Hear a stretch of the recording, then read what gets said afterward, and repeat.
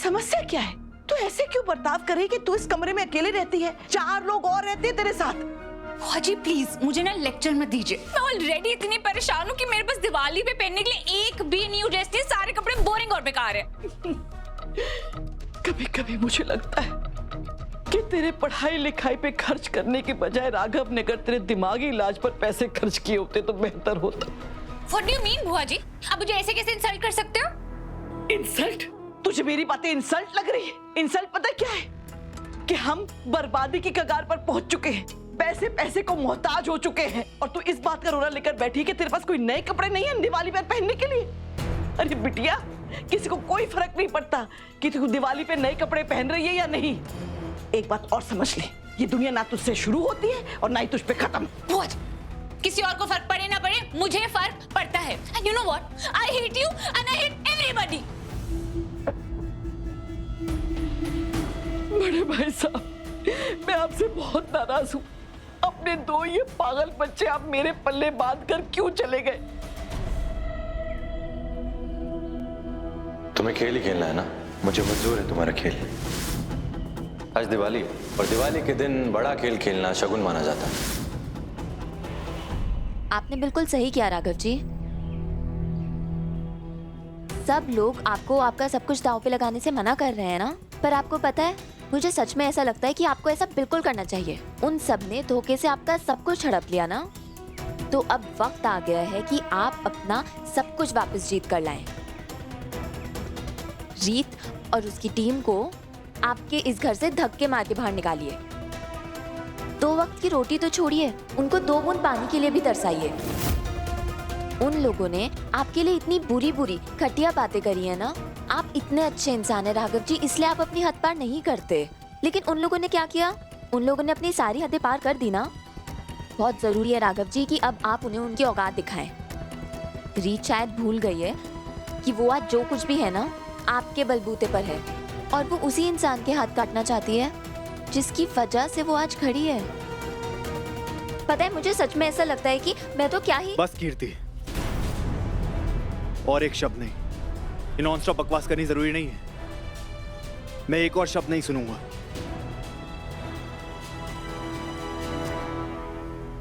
क्या हुआ? तुम्हें हंसी किस बात पे आ रही है? हंसी नहीं आ रही है, मैं बस ये सोच के खुश हूँ कि मैं बिल्कुल सही थी।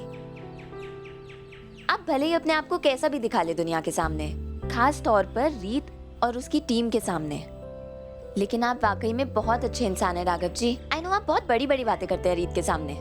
रीत के सामने बड़े बड़े चैलेंजेस भी दे सकते हैं, लेकिन आप कभी भी अपनी हद पार नहीं करेंगे। उसके साथ बुरा करना तो दूर की बात है, आप तो उसके खिलाफ एक शब्द तक नहीं सुन सकते। और ऐसा कर पाना राघव जी सिर्फ अच्छे दिल वाले इंसान ही कर सकते हैं, जो अपने दुश्मनों के लिए अपने दिल में इज्जत रख सके। बस मुझे ये समझ नहीं आ रहा है कि रीत को क्यों नजर नहीं आ रहा है, वो क्यों आपके इतने खिलाफ है, आपको इतना बुरा इंसान क्यों मानती है वो? तुम्हें ये सब सोचने की जरूरत नहीं है, और वैसे भी मुझे आज रात की गेम पे पूरा फोकस करना है। बीते हुए वक्त की राख नहीं उठानी। ठीक है कीर्ति, मैं बस इतना कहना चाहता हूँ कि जो कुछ भी हुआ उसकी शुरुआत उन लोगों ने की थी, मैंने नहीं। आप कह रहे हैं राघव जी, तो ऐसा ही हुआ होगा।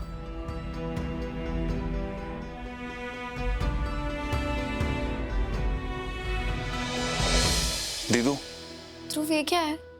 मम्मी ने जो रंगोली बताई थी वो तूने आज बनाई थी और राघव ने बर्बाद कर दी ना, तो मैंने सोचा कि मम्मी ने जो परंपरा बताई थी हमें, क्यों ना हम उससे मनाएं। उसकी वजह से माँ हमारे बीच में जरूर रहेगी। हाँ, पर वो परंपरा है क्या? तुझे याद है हर दिवाली पे माँ हम दोनों को सेम कलर के कपड़े पहनाती थी?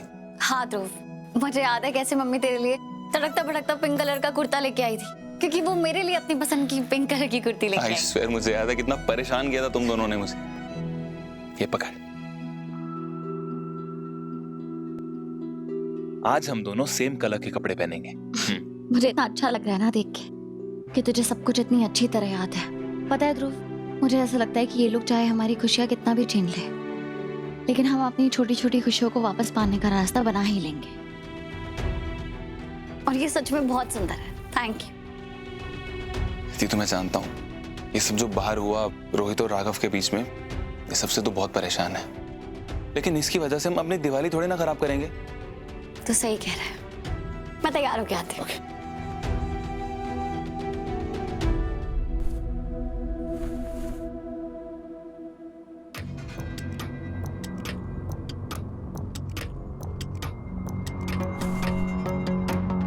हमारा दिवाला निकाल कर ये दोनों भाई बहन नए नए कपड़े पहन के दिवाली बना रहे हैं। बट वेट, मैं थोड़ी ना ऐसा होने दूंगी।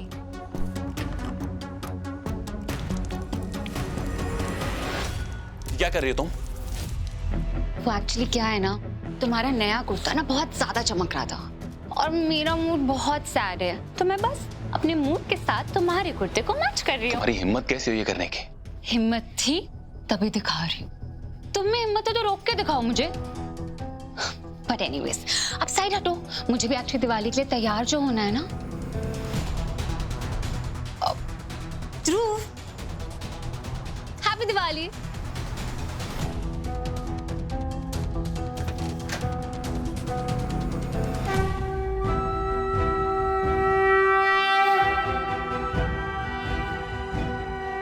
पंडित जी, लक्ष्मी मैया का पूजन ना पूरे विधि विधान के साथ कीजिएगा, क्योंकि मुझे ऐसा महसूस हो रहा है कि पता नहीं क्यों लक्ष्मी मैया मुझसे थोड़ी रुष्ट हो गई हैं।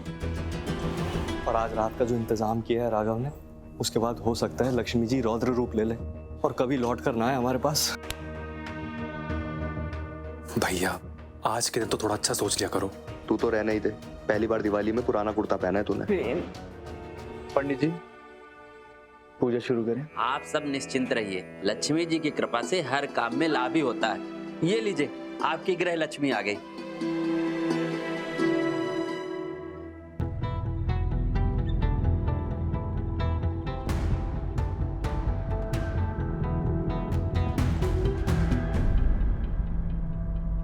ध्रुव, टीतू उन्नति ने हमारी ये खुशी भी वैसे ही बर्बाद कर दी जैसे राघव ने तेरी रंगोली बर्बाद की थी। कुर्ता खराब कर दिया। कोई बात नहीं ध्रुव, अब इस बात को और नहीं बढ़ाते। अब आप दोनों पति पत्नी दीपावली की पूजा शुरू कर सकते हैं। अब आप इनके दाहिने ओर खड़े हो जाइए।